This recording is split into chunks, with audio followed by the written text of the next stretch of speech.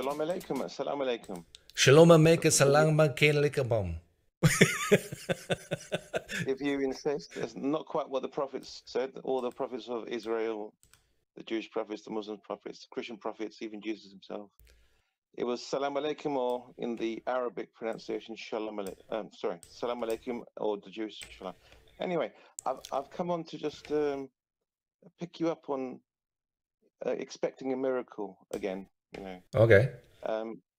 The Christians in the Bible, it says if you have faith, you'll Let me turn you up carry here. out great.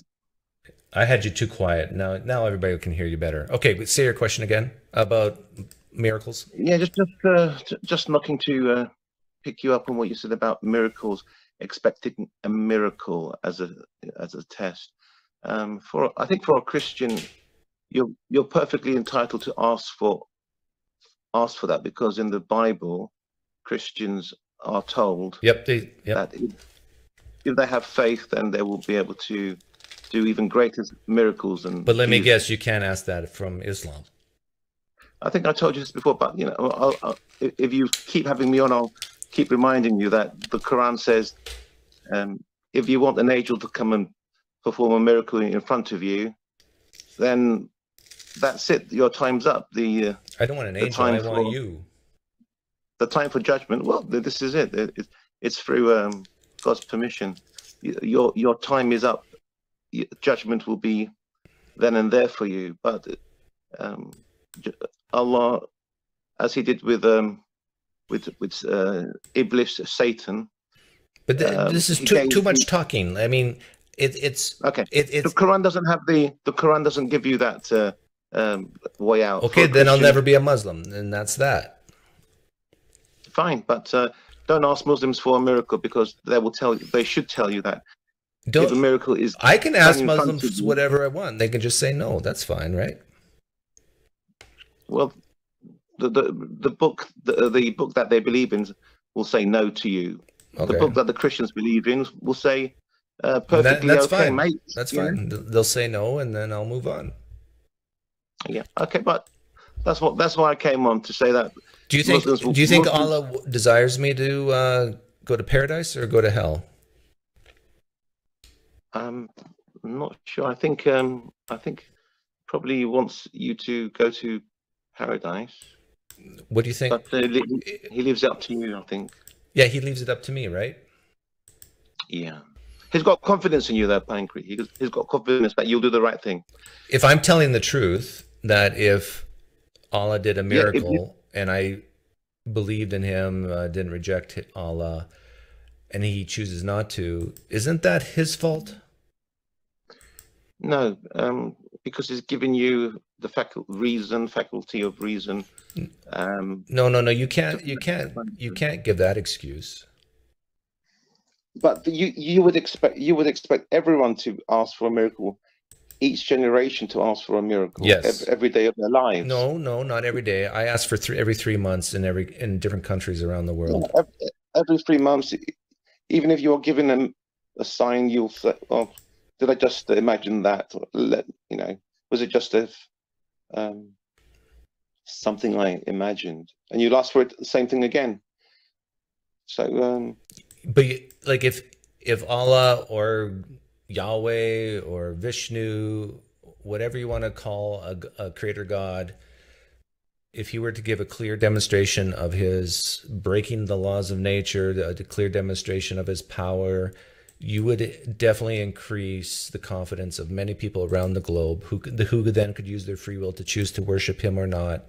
Every 3 months would fit well with the earnings season with the S&P 500 for companies. Every earnings season, Allah goes into a different country, announces ahead of time the miracle that He's going to do. Then we can prepare and have tested conditions.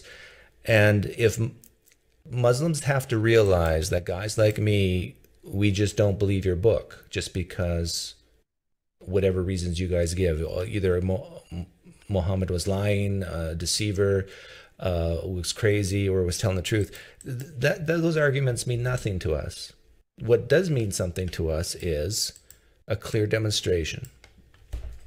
And so Muslims, I think, can just accept it or reject it. My marker. we well, that's, you can keep asking for it. The reply from a Christian, well, you can ask for a Christian, and you can say to them, it's in your book, you should be able to do this. But for a Muslim, it's not for us to do. If God sent an angel to do this for you, we haven't been given the power to do this anyway. It's through God's permission. God doesn't give us the power like. Okay, I'm not. Okay, then I won't ask Muslims to do it. I'm going to ask Allah to do it. He can hear my prayers, right? Okay. Then in Allah's book, if you want Allah's book to talk to you, if you want Allah to talk to you, we've got His book. He says, if I performed a miracle for you, it will be your judgment. I don't believe your book has anything to do with Allah or any God. But we do. I know, but I don't. Would be his answer so from his book. I know you believe I don't. I'm telling you what it would take for me to change my mind, and if that's impossible, then I'll go to hell. Okay, but the book that you don't want to look at tells you that, and I'm sure that you know as a Christian, the signs are there for you to see right in front of you. It's there and there. Life itself. Think about it. The Quran says, ponder, ponder, ponder, reflect, and you will understand. But which doesn't take much for a child. The first Christians in the first century pondered and pondered and pondered and came up with some interesting stuff that you disagree with. What, like what? Tell me. Well, you disagree that Jesus is God. I don't think they believed Jesus was God. If you look at Bar Ehrman, who you respect, he doesn't believe the first Christians thought Jesus was God. Bar Ehrman would agree that the Apostle Paul thought Jesus was divine, and not only divine in some way, but not Yahweh. Bar Ehrman doesn't believe that the first Christians thought Jesus was God, and some Muslims would agree he was born through God's divinity. God's divinity acted in some way. Let me ask you this: you do understand why people like me don't believe the Quran has anything to do with the creator deity, right? Do you understand why? Well, you don't believe in a created divinity, so right? No, but of course. Okay, true, fair enough. But even if there was a creator deity, that doesn't mean Islam is true. It doesn't mean the Quran is from this deity. But do you understand why we just look at this book and say no? You understand that, right? If you look at it as you would the Bible, as a man-made thing that can be replicated, can be repeated, can be mimicked. But do you understand why atheists like me view the Quran as a man-made book? I do, because you see it, you view it like you do the Bible. Yeah, the Bible's a man-made book as well, yeah. Yeah, you view it as though there's no historical, we can't trace it back to a source. No, that's not the reason at all. Well, why do you deny the Bible then? Because the evidence doesn't match the claims. Just because someone says a man walked on water, just because a man says that I saw Jesus on the road to Damascus, just because a text says that some people saw Jesus rise from the dead, just because a text says that Allah sent an angel down to speak to Muhammad in a cave, that doesn't mean it happened. Okay, then there's what is the evidence that do you want me to give evidence, or do you want to give you evidence why you don't believe it?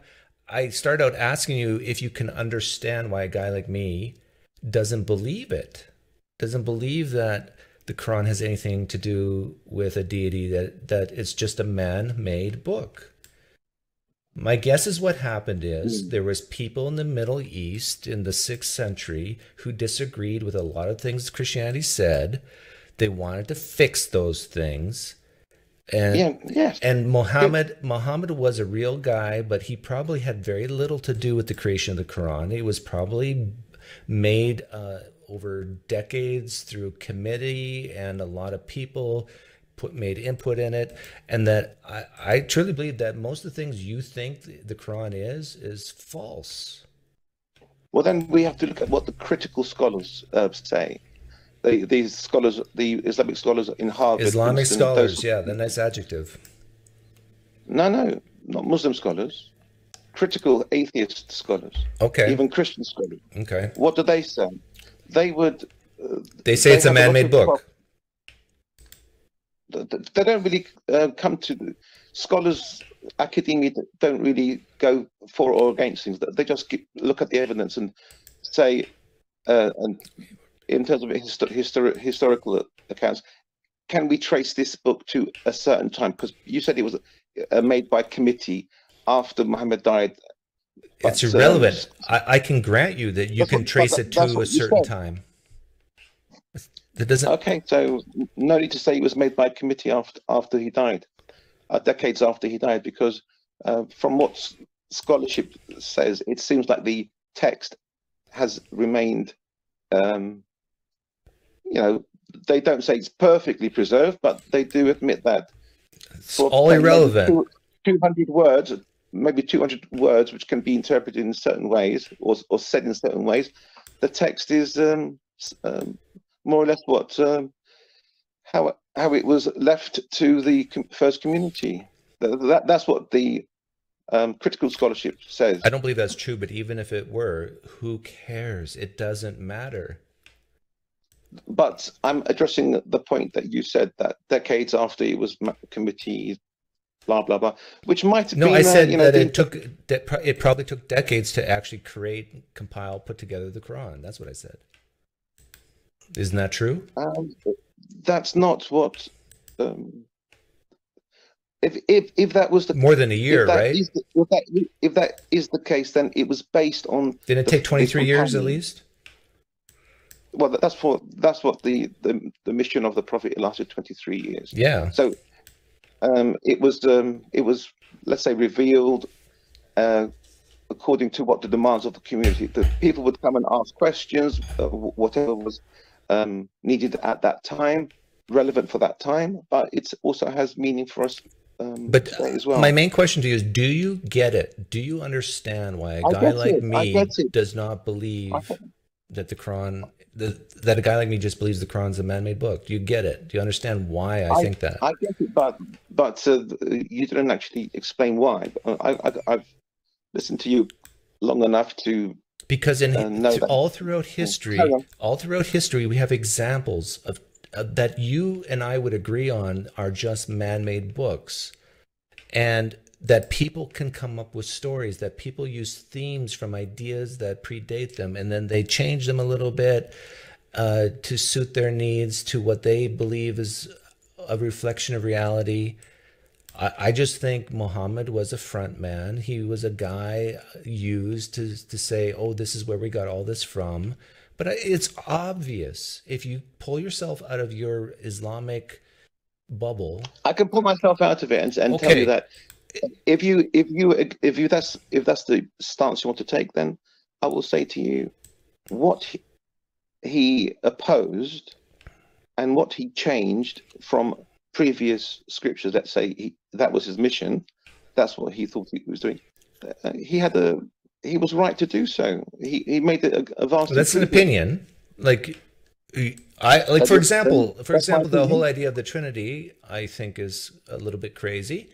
And I would, if I was Muhammad back in the 6th century, I would definitely push for this whole idea of one person or one God and not three, because it's a little more coherent. Yeah, so it's a fix. But it's obvious that if you read the Old Testament, if you read the New Testament, it's obvious that the Quran pulled ideas from those texts. And even Muslims agree with this. Like, they say it's all part of God's word, right? The Quran even agrees with you. It's not something that's new. But now, what's more likely, that a creator God? It's correcting.